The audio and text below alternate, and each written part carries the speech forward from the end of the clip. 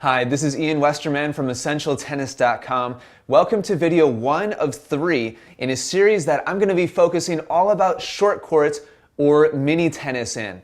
And my goal here is going to be to help you improve your tennis game by using short court more effectively. If you're not already using short court in your own tennis game, then you're going to see really the big reasons why you should, and hopefully I'm going to motivate you to start using it yourself. And if you're already using it, then that's great, but I'm going to show you how to use it even more effectively than you already are. Again, this is going to be a 3-part series. In this video, I'm going to be really kind of laying the groundwork and going over some really important concepts having to do with using short courts.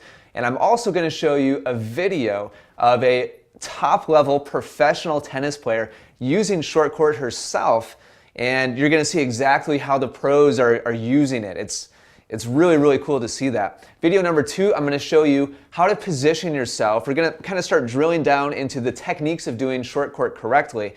I'm going to show you how to position yourself correctly and also what targets to have. And in video number 3, I'm going to talk to you about technique, what techniques to use when you're doing short courts.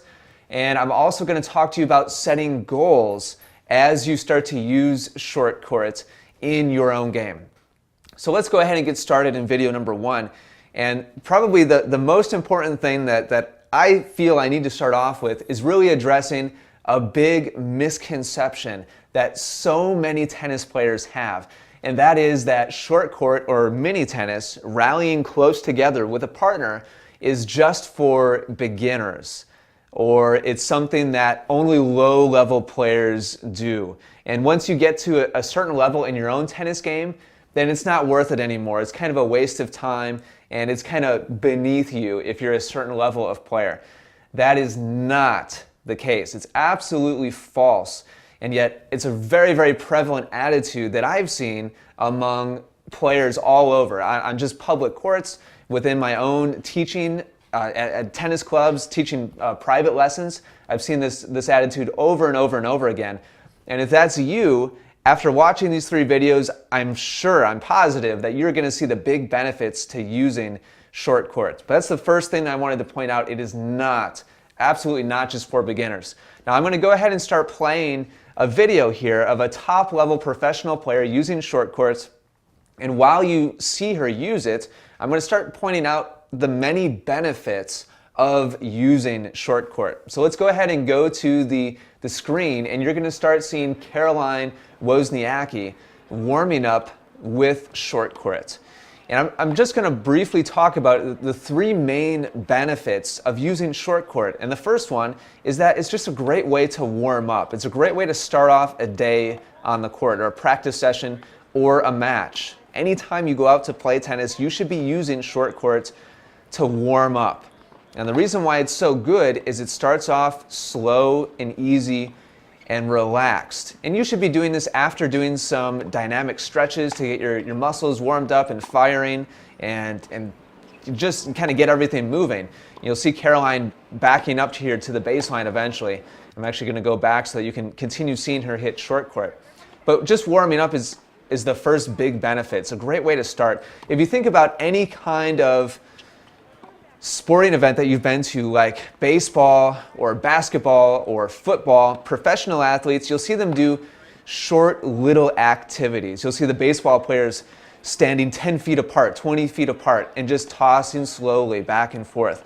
Basketball, you'll see players doing layups, starting off with that. You'll never see a professional athlete head out onto the playing surface and immediately start hitting full speed, or performing at full speed. It's very important to start off slow and relaxed. The second big benefit to short court is control. You're aiming someplace short and small before backing up to the baseline and going full speed. And that's what we're seeing Caroline doing right here with her hitting partner. And then lastly, rhythm. When you start off slow and relaxed and under control, it's easy to build rhythm. You're able to much more easily control the speed of your swing, be able to control the pace of the rally back and forth, and so you can get into a very smooth, consistent rhythm back and forth, back and forth. If the first thing that you do when you walk out onto the court is go right back to the baseline and start hitting full speed ground strokes back and forth, you might find your rhythm eventually, but it's much more difficult to do than when you start off slowly and closely together, where you can much more easily control the pace and the rhythm of what's going on back and forth. So those are really the three main benefits to using short court: warming up efficiently, controlling the ball as you do so, and developing rhythm as you get started into your whatever you're doing that day, whether it be a practice session or competition. So that's what I wanted to go over today in video number 1. This is just laying the stage.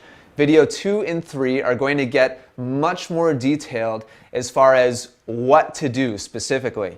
You just saw the great example of Caroline Wozniacki using short court herself, a top level player in the world in the sport of tennis. So hopefully that proves to you that it's not just for beginning players. And I have footage of other players as well. This was just kind of some of my favorite footage of Caroline using short court to warm up before a practice session. But in video number 2, let me glance at my notes real quickly here. We're going to talk about positioning and target, where to position yourself on the court during a short court rally, and where you should be aiming exactly. So join me for video number 2. We'll start getting into the specifics of short courts, and I can't wait to show you how to be most successful using it yourself. If you have any comments or questions at all, please do me a favor and leave those right below this video. Can't wait to hear from you. Want to serve more like the pros? Find out how as I compare Federer, Nadal, and Djokovic during my free 5-video course. Get it now at freeservecourse.com. That's freeservecourse.com.